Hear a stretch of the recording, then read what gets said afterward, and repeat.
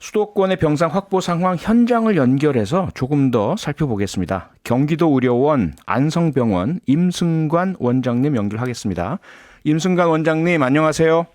네, 반갑습니다. 네, 저희가 지금 막 말씀을 드리긴 했지만 수도권 병상 가동률 벌써 80%대에 가깝다라고 하는데요. 원장님 병원 그리고 주변 병원 상황은 어떻습니까? 네, 저희 병원은 1년 10개월째 총동원되고 있는 공공병원이고요. 네. 허가 병상 한 249병상 정도 되는 규모인데요. 예. 저희는 172개 병상의 중등증 병상을 코로나19 진료에 등록하는 것으로 이제 중수본에 기재되어 있습니다. 네. 최근에는 최대 한 135명 정도 입원 진료를 하고 있는데 이게 비율로 한 79% 정도 되거든요. 네. 근데 저희가 오늘도 직원들이랑 긴 시간 회의를 했는데 네. 80% 이상의 환자를 수용하는 것이 현실적으로 어렵다는 판단을 갖고 있습니다. 병원마다 차이가 나겠지만 예. 100병상 이상 제공하는 공공병원들은 대체로 네. 이미 수도권에서 80에서 90% 정도의 환자분들을 치료하고 있고 네. 그 남은 10에서 20%를 더 수용하는 것이 현실적으로 쉽지 않은 상황입니다.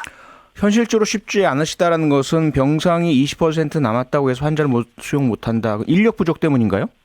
네. 우리가 이제 공간이 있다고 해서 네. 어떤 서비스를 할 수 있는 것은 아니잖아요. 공간 네. 더하기 인력이 있어야 되는데 예. 우리가 이 미스매치가 좀 있습니다.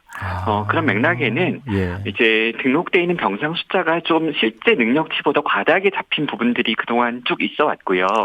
즉 의료진을 파견했을 때 가능한 어떤 용량 수준으로 이제 좀 과하게 잡혀 있는 거죠. 네. 근데 파견 인력이 지금 당장 그만큼이 없다면 당연히 그만큼 불리하게 되고요. 네. 또 올해 같은 경우 많은 공공병원들에 의사 선생님들의 사직자도 꽤 있고 간호사들의 휴직자도 꽤 있는 거죠. 네네. 그래서 예전만큼 전력이 충분치 않습니다. 마지막으로 더불어 예. 최근에 요양병원, 요양원의 집단 감염이 굉장히 문제적이거든요. 네. 그랬을 때 어떤 한 병동에 30명의 간호사가 케어할 수 있는 환자의 숫자가 좀 달라지는 거죠. 아무리 똑같은 50명의 환자를 진료하고 간호하더라도 네. 침상에 누워서 지내는 와상 환자, 치매 환자들을 돌보는 건 훨씬 더 어려운 일이니까요. 네. 그러면 현실적으로 80%가 아니라 거의 100%에 가깝다라고 이해가 되네요.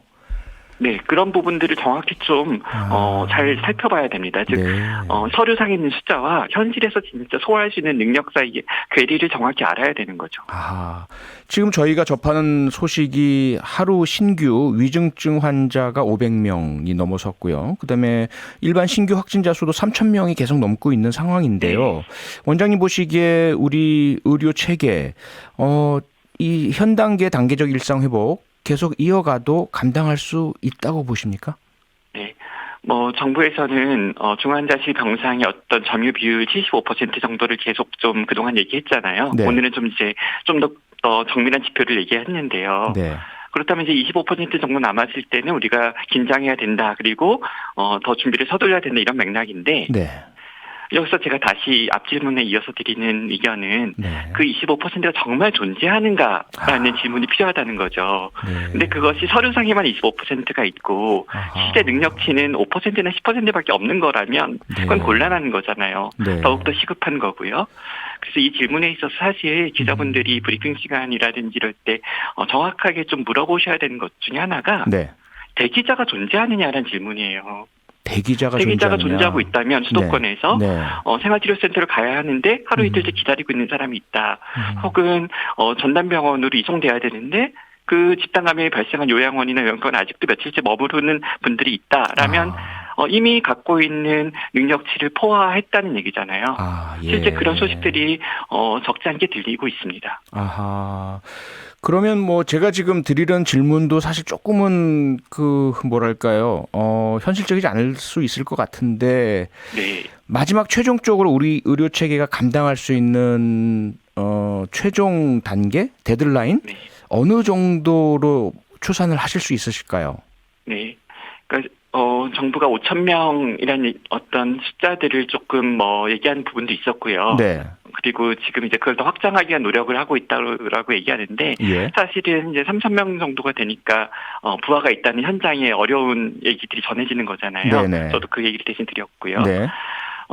이 5천 명이라는 건 전국이 동일하게 감염자가 발생한다고 생각해서 어떤 평균치 같은 것 같습니다. 균등하게 근데 그 그것이- 숫자가 발생한다고 했을 때. 그렇죠. 전국이 네네. 골고루 발생한다고 했을 때의 아하. 감당 능력 같은 거겠죠. 네. 하지만 서울, 인천, 경기 중심으로 확진자가 80% 이상 있는 이 상황은 네. 조금 다르잖아요. 네네. 근데 과거처럼 경증 환자나 중등증 환자를 먼 곳에 보내는 건 네. 버스를 태워서 멀리 있는 생활치료센터에 보내거나 아니면 구급차에 태워서 100km, 150km를 이동해서 중부권에 있는 병원에 보내는 건 네. 과거 3, 4년 때는 그런 일이 많았는데 그나마 감당할 수 있는 어떤 일의 성격인데요. 네. 중환자를 100km, 200km를 이송한다는 것 이건 좀 다른 맥락이죠. 아하. 그럼 지역별의 지리적인 집중, 부분들에 대한 고민이 더 필요했습니다. 네, 네. 집중된 부분, 특히 수도권의 현 상황에 집중해서 봐야 된다는 말씀이신데, 네. 그런데 지금 지금 말씀 주셨지만 사실 정부는 전국 단위를 좀 이렇게 균등하게 보면서 위험도를 네. 5단계로 나눠서 평가하고 있지 않습니까? 전국은 지금 네. 2단계고요. 수도권은 네. 3단계 중간 위험 수준. 이 정도 평가로 괜찮다 보세요? 아니면 변화가 필요하다 보십니까? 그러니까 오늘 이 발표가를 좀 주의 깊게 보고 있었는데요. 예.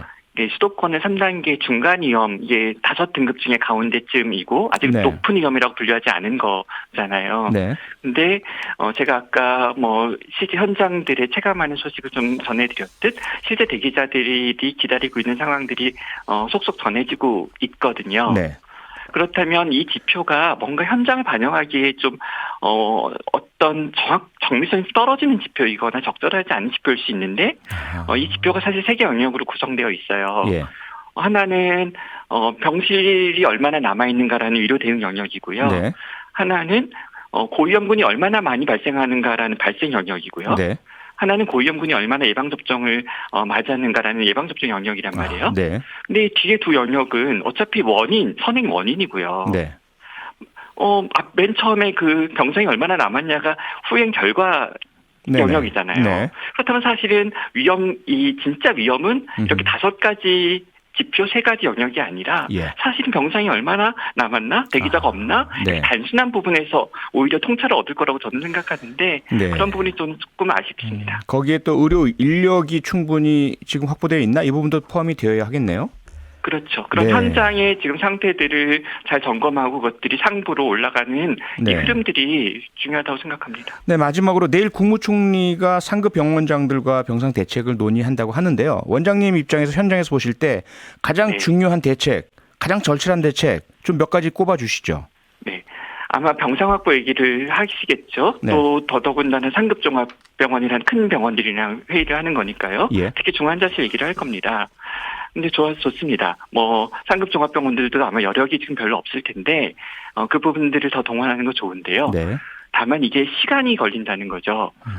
행정명령이 내려지면 실제 병상을 운영할 때까지 과거에 평균 4주 정도 걸렸습니다. 4주요. 좀 서둘러도 3주 정도요. 왜냐하면 시설 공사를 해야 되고요. 예. 의사간호사를 재배치해야 되고요. 네. 환자를 소산시켜야 되고요. 아하. 3, 4주 정도 걸려요. 네. 그렇다면 앞으로 오늘로부터 3주, 4주 정도가 이 의료자원 측면에서 위기 혹은 위험일 수 있는데 네.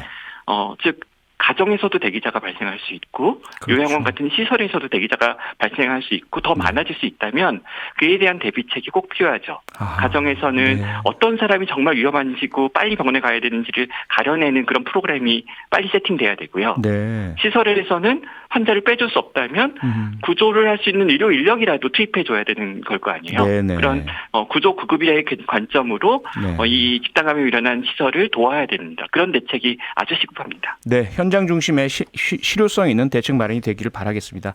네, 원장님 고생 많으시고요. 오늘 말씀도 감사합니다. 네, 감사합니다. 네, 지금까지 임승관 경기도의료원 안성병원장이었습니다. 평일 저녁 6시 5분에 여러분을 찾아갑니다. MBC 라디오 교창원의 뉴스 하이킥.